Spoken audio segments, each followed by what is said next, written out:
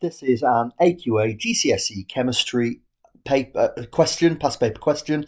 It's based on the industrial processes topic. I'm going to recommend you pause, try each section, and when you're done, move on and review your answers. So here's parts A and B. Parts C and D. Part E. And finally parts F and G. And you can see that this is a 16-mark question in total. So let's go back and take a look at the question and the relevant answers. Question is about electrolysis. Aluminium is produced by electrolysing a molten mixture of aluminium oxide and cryolite.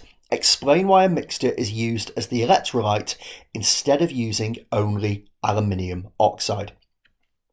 Now, this is something that's taken straight from the specification detail. You have got to remember that when we use cryolite, what you're actually doing is melting the aluminium oxide in it, or dissolving, the aluminium oxide in that cryolite. It has a lower melting point, which means that overall the mixture has a lower melting point. And if there's a lower melting point, it means there are lower energy costs to make it molten. Remember, for electrolysis to occur, the solution must be, or the substance must be, aqueous or molten. What happens at the negative electrode during the production of aluminium? Well, at the negative electrode, we're going to attract the positive ion. That's going to be aluminium. We know that we're extracting the metal, so we're going from a positive ion to an atom. And to do that, if I complete this half equation, we're adding 3 electrons on the left-hand side, we're gaining electrons, so we're starting with aluminium ions and they're gaining electrons. That takes us to the third box to tick. Moving on to part C, and we have got here oxygen produced at the positive electrode. Complete the balanced half equation for the process at the positive electrode. Now, we're told we're making O2, oxygen is a diatomic molecule, and we're going to use oxide ions to do that. Oxide ions will have a charge of -2, and we know that because it's in group 6, so it needs to gain 2 electrons to get a full outer shell, taking it to -2. But I need 2 of those if I'm going to make an O2 molecule. Now, from there, I've now got a total charge on the left-hand side of -4 and on the right-hand side 0. So I need to add 4 electrons to the right-hand side. That now means the charge on the left and the charge on the right is equal. For part D, explain why the positive electrode must be continually replaced. This is a really common question. It's again direct from the specification information. First thing to remember is that the carbon electrode, they are carbon electrodes, and they will react with the oxygen that's formed. It's a really high temperature. Now that means that CO2 gas is released. It also means that the carbon electrode is burning away. That's the reason it needs to be replaced. But these are the 3 tick points that you need to get answer D. Moving on to part E, we've got an overall equation for the electrolysis of aluminium oxide. Calculate the mass of oxygen produced when 2,000 kilograms of aluminium oxide is completely electrolysed. We've been on electrolysis. This is actually quantitative chemistry, and it's a reacting masses question.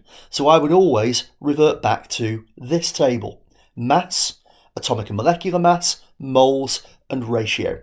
You're then going to put 2 species at the top of the table, the one that we know the mass of and the one we want the mass of, and I've highlighted those so you can see them. And I'm going to highlight a number of the figures as we go through. We know the mass of aluminium oxide. I'm leaving that as 2,000. You could multiply that by 1,000 to get to grams. We can actually work through without converting that unit here. I can then put the atomic and molecular masses in, using the atomic masses, adding them up, and I've put those in the table. Because aluminium oxide now I have the mass and the molecular mass, I can work out the number of moles by doing M over MR. That takes me to 19.608. To get the moles of oxygen, I need to use the mole ratio, and the mole ratio comes direct from the equation. 3 moles of O2 are made from 2 moles of Al2O3. So I can use that mole ratio to multiply up my 19.608. I divide by 2, multiply by 3, and I get 29.412. Now that means that I end up with a mass of oxygen. When I multiply the 29.412 by 32, I get 941 kilograms. Moving on to part F and G to finish off the question, why can sodium chloride not be used as the electrolyte to produce sodium metal? Well, sodium chloride solution is aqueous, and in aqueous electrolysis, H2 is produced if the metal is more reactive than hydrogen, if it's higher than it is in the reactivity series. So H plus ions would be formed at the negative electrode, Na plus would not. And then finally for part G, calculate the volume of 150 kilograms of chlorine gas at room temperature and pressure. We're told that 1 mole of any gas at room temperature and pressure has a volume of 24 decimeter cubed. So we need to know how many moles there are. Well, for this we do need to convert my kilograms to grams, because moles is mass in grams divided by MR. 150,000 over 71. We're going to multiply that figure by 24, because 1 mole has a mass of 24. That takes us to a volume of 50,700. That takes us to the end of this question. Thank you for listening.